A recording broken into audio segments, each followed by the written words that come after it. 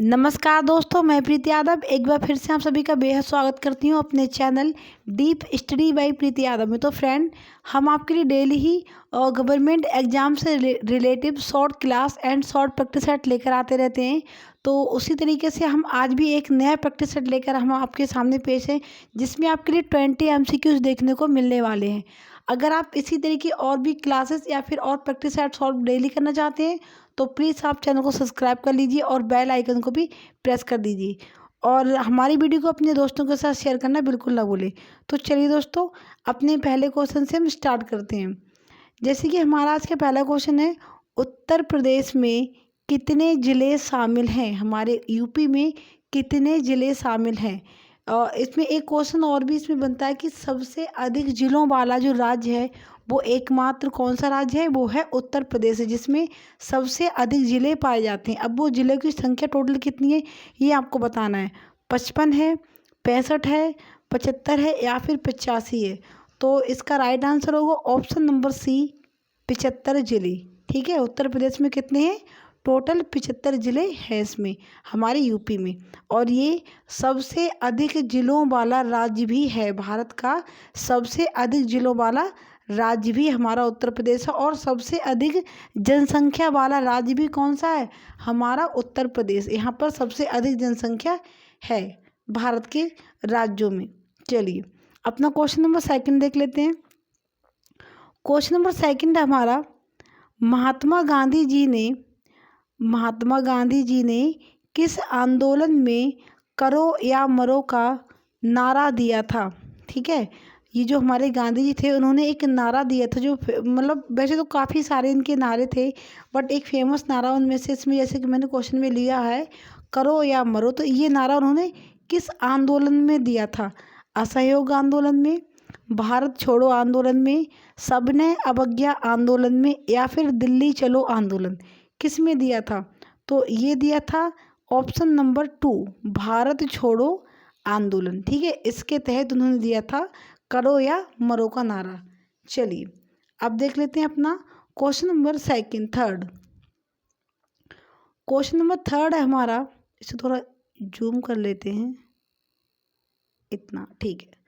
Question number third है हमारा, सिंधु घाटी सभ्यता के किस स्थल से बृहद स्नानागार प्राप्त हुआ है?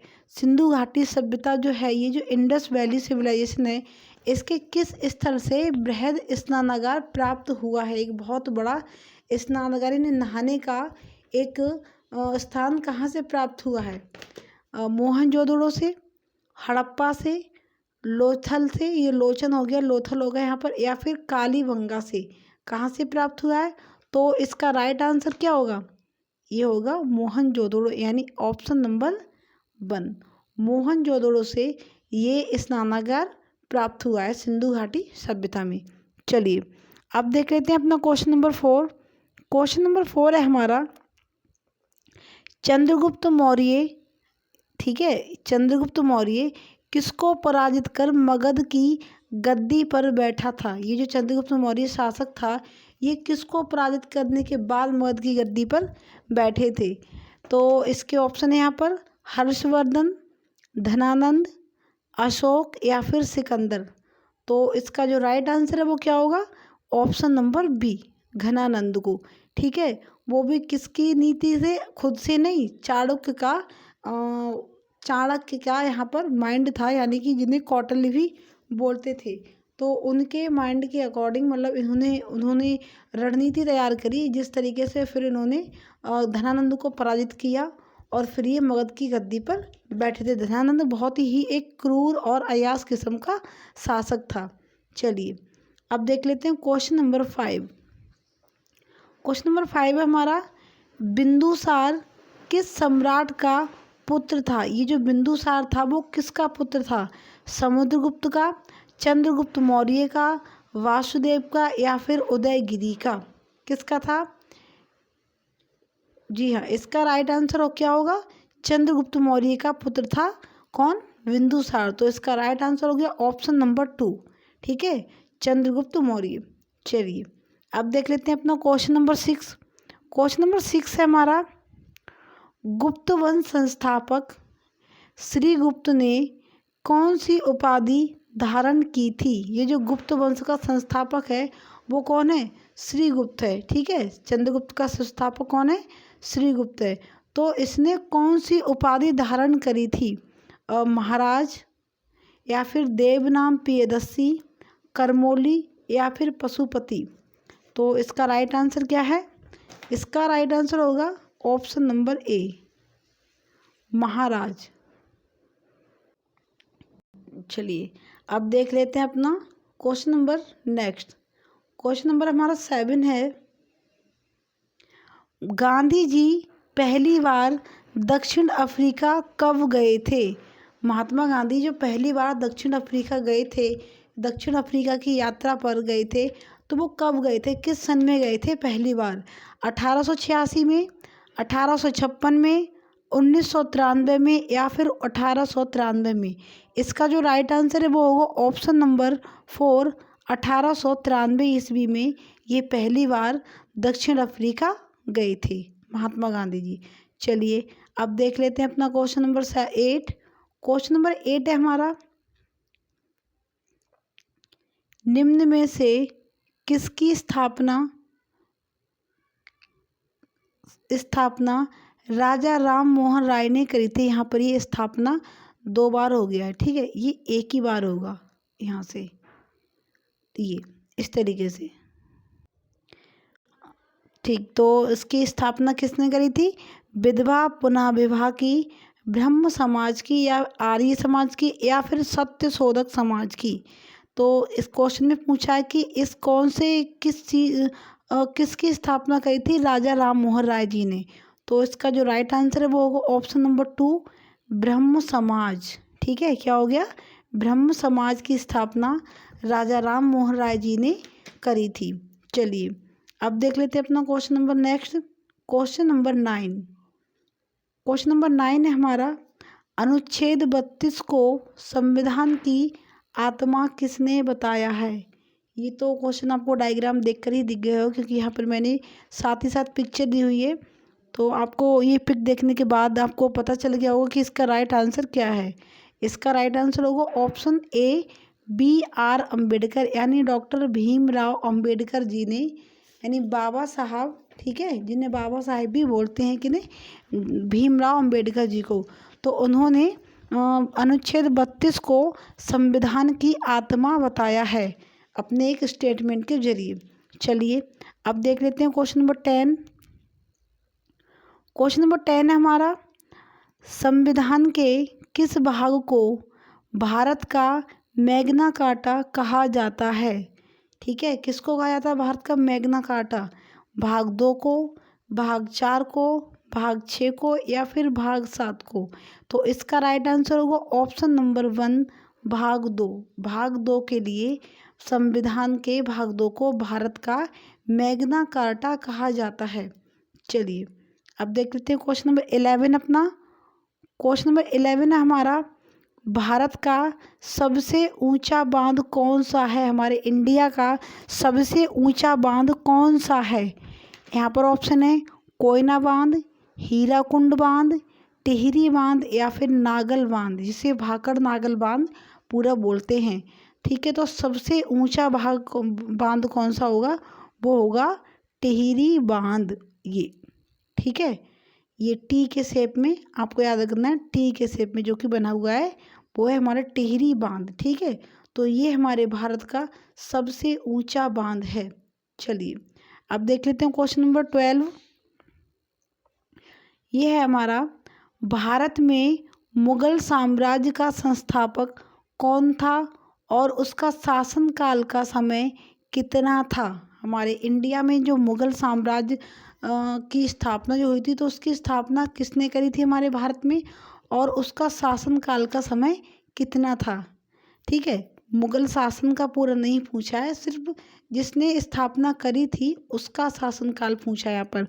औरंगजेब जो कि 1658 से 1707 तक रहा, बाबर 1526 से 1530 तक, अकबर 1556 से 1605, या फिर जहांगीर 1605 से 1627। तो इसका जो राइट आंसर है वो बाबर होगा, बिकॉज बाबर ने हमारे भारत में मुगल साम्राज्य की स्थापना करी थी? तो इसका राइट आंसर वो होगा ऑप्शन नंबर 2, बाबर 1526 से 1530 तक। चलिए अब देख लेते हैं अपना क्वेश्चन नंबर 13। क्वेश्चन नंबर 13 है हमारा, मुगल शासक बाबर का पूरा नाम क्या था? इसका पूरा नाम क्या था? नूरुद्दीन मोहम्मद जहांगीर बादशाह गाजी, जहरुद्दीन मोहम्मद, मीर मोहम्मद हकीम, या फिर बहादुर शाह जफ़र? क्या नाम था? तो इसका जो नाम था बाबर का वो था जहरुद्दीन मोहम्मद, ऑप्शन नंबर 2। एक मिनट दोबारा से कर लेते हैं यहाँ से, ऑप्शन नंबर 2 जहरुद्दीन मोहम्मद। ठीक है, ये इसका नाम था। ये जो ऊपर वाला नाम है यहाँ पर ये दिख रहा है, ये नाम था जहांगीर का, ठीक है, जो कि अकबर का पुत्र था। और ये जो सबसे लास्ट में नाम है ये था खुर्रम, जो बादशाह था उसका नाम था। ठीक है, चलिए अब देख लेते हैं क्वेश्चन नंबर 14।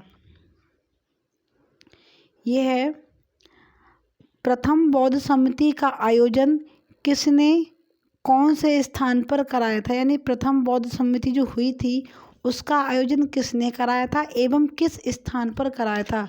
कालाशोक ने वैशाली में, अशोक ने पाटलिपुत्र में, कनिष्क ने कुंडलवन में, या फिर अजातशत्रु ने राजगृह में? इसका जो राइट आंसर है वो जाता है ऑप्शन नंबर 4 में, अजातशत्रु ने राजगृह में कराई थी प्रथम बौद्ध समिति। ठीक है, चलिए अब देख लेते हैं अपना अगला क्वेश्चन। अगला क्वेश्चन हमारा बैंक से रिलेटिव है, जो कि है यूएनआई यानी यूनियन बैंक ऑफ इंडिया। ठीक है, यूएनआई यानी union bank of India bank की स्थापना किस सन में हुई थी? ये यूएनआई नहीं, यूबीआई हो गया, यहाँ पे यूएनआई हो गया। ठीक है, तब तो यूनियन नेशनल हो गया, लेकिन है क्या? यूनियन बैंक ऑफ इंडिया यानी यूबीआई। ठीक है, शॉर्ट नेम हो गया यू और फिर ये हो गया बी, फिर ये हो गया आई, यूबीआई यानी यूनियन बैंक ऑफ इंडिया की स्थापना किस सन में हुई थी हमारे भारत में? 1945 में, 1939 में, 1911 में, या फिर 1906 में? तो इसका जो राइट आंसर है वो क्या होगा? वो होगा 1911 यानी कि ऑप्शन नंबर सी। ठीक, ऑप्शन नंबर सी इसका राइट होगा। चलिए अब देख लेते हैं अपना क्वेश्चन नंबर 16। क्वेश्चन नंबर 16 है हमारा, सती प्रथा के साक्ष्य एवं 3 युगल समाधियां किस स्थान से प्राप्त हुई हैं? यानी सती प्रथा यानी जब किसी स्त्री का पति मर जाता था तो उस स्त्री को उसके साथ ही जिंदा जला दिया जाता था, ये थी सती प्रथा। और 3 युगल समाधियां यानी साथ में, जहाँ स्त्री और पुरुष दोनों के कंकाल साथ ही पाए गए, ऐसी स्थान। ठीक है, तो ऐसी 3 समाधि ये किस स्थान से प्राप्त हुई स्त्री के साक्ष्य? रंगपुर से, लोथल से, बनावली से, या फिर सुरकोटदा से? तो इसका जो क्वेश्चन नंबर 16 का जो राइट आंसर है वो होगा लोथल यानी option number 2, option number B, Lothal से प्राप्त हुए हैं सती प्रथा के साक्ष्य एवं 3 युगल समाधियों के साक्ष्य। चलिए अब देख लेते हैं अपना क्वेश्चन नंबर 17। ये है जैन धर्म से रिलेटिव। ये है जैन धर्म के पंच महाव्रत। ठीक है, जैन धर्म के पंच महाव्रत में सम्मिलित में इनमें से कौन सा नहीं है? यानी जो 5 उनके महाव्रत हैं उनमें से यहाँ पर 3 होंगे लेकिन चौथा नहीं है। इसमें कौन सा नहीं है? अहिंसा, अपरिग्रह, अस्तेय, या फिर विडंबना? तो इसमें से कौन सा है जो सम्मिलित नहीं है उसमें जैन धर्म के महापंच व्रत में? तो ये है ऑप्शन नंबर 4 और विडंबना। ठीक है, ऑप्शन डी, विडंबना उसमें सम्मिलित नहीं है। किसमें? महाव्रत में, पंच महाव्रत में। चलिए अब देख लेते हैं क्वेश्चन नंबर 18। ये है जब सुभाष चंद्र बोस ने, साथ ही साथ अपना स्कोर भी नोट डाउन करते रहिए, फिर आपको कमेंट में बताना है कि आपने इसमें टोटल कितना स्कोर गेन किया है। जब सुभाष चंद्र बोस ने भारतीय राष्ट्रीय कांग्रेस के पद से इस्तीफा दिया तो इस पद का प्रस्ताव किसे दिया गया? जब सुभाष चंद्र बोस जी ने भारतीय राष्ट्रीय कांग्रेस के पद से इस्तीफा दिया था, अध्यक्ष पद से, तो उसका जो प्रस्ताव वो किसे दिया गया था? जवाहरलाल नेहरू जी को, पट्टाभी सीतारमैया को, महात्मा गांधी को, या फिर राजेंद्र प्रसाद को? इसका भी राइट आंसर होगा option number B, Pattabhi Sitaramayya. ठीक है, इनके लिए ये ऑफर किया गया था पद। चलिए अब देख लेते हैं अपना क्वेश्चन नंबर 19। क्वेश्चन नंबर 19 है हमारा, टिहरी बांध किस नदी पर बना हुआ है? ये जो टिहरी बांध है वो किस नदी पर बना हुआ है? सबसे ऊंचा बांध तो हो गया टिहरी बांध, देखिए ये है टी के शेप में, ठीक है, तो ये हो गया टिहरी बांध। लेकिन ये किस नदी पर बना हुआ है? महानदी पर, भागीरथी नदी पर, कृष्णा नदी पर, या फिर गोदावरी नदी पर? अब टिहरी जिसमें हरि हरि आ रहा है ना, यानी भगवान से रिलेटिव संबंध है, तो जब भगवान से रिलेटिव संबंध है कोई, तो वो नदी भी भगवान के नाम पर ही होगी। तो वो कौन सी नदी होगी? भागीरथी नदी, यानी भगवान भागीरथी नदी। तो ये जो टिहरी बांध है वो कहाँ पर है? भागीरथी नदी पर स्थित ये है। तो इसका राइट आंसर हो गया ऑप्शन नंबर बी, भागीरथी नदी पर टिहरी बांध बना हुआ है, जो कि भारत का सबसे ऊंचा बांध है। चलिए अब देख लेते हैं अपना क्वेश्चन नंबर 20। ये हमारा आज का लास्ट क्वेश्चन है और इसे एक बार अच्छे से रीड कर लेते हैं। त्रिपिटक निम्नलिखित में से किससे संबंधित है? ये जो त्रिपिटक शब्द है वो किससे संबंधित है? सिखों से, हिंदुओं से, जैनियों से, या फिर बौद्धों से? किससे संबंध रखता है ये त्रिपिटक शब्द? तो इसका आंसर जो है आपको कमेंट बॉक्स में बताना है। बाकी के क्वेश्चन आंसर मैंने आपके लिए सॉल्व करवा दिए हैं, और बाकी आप अपना स्कोर भी हमारे साथ शेयर कर सकते हैं कमेंट बॉक्स में। आप बताना नहीं भूलें कि आपने इन 19 क्वेश्चन में से आपने कितने क्वेश्चन सही करे, और साथ ही साथ आपको इसका तो आंसर बताना ही। अगर आपको याद, मतलब अगर आपको मालूम है तो आप इसका आंसर जरूर बताइएगा कि क्या होगा क्वेश्चन नंबर 20 का राइट आंसर। साथ ही साथ अगर आपको इसी तरह की और भी वीडियो आप डेली सॉल्व करना चाहते हैं प्रैक्टिस सेट, जैसे कि ये आपने देखी होगी पीडीएफ, कितनी बेहतरीन पीडीएफ मैंने बनाई हुई है, साथ में एक इमेज दी हुई है, जिससे कि बहुत अट्रैक्टिव लग रही है पीडीएफ, और इसे सॉल्व करते हुए आपको बहुत मज़ा आया होगा। तो अगर आप इसी तरीके की प्रैक्टिस सेट और सॉल्व करना चाहें तो प्लीज़ आप चैनल को सब्सक्राइब कर लीजिए और बेल आइकन को प्रेस कर दीजिए, और बाकी आप अपने और भी दोस्तों के साथ हमारी वीडियो को शेयर करें। और मिलते हैं अगले वीडियो में, तब तक के लिए जय हिंद, जय भारत।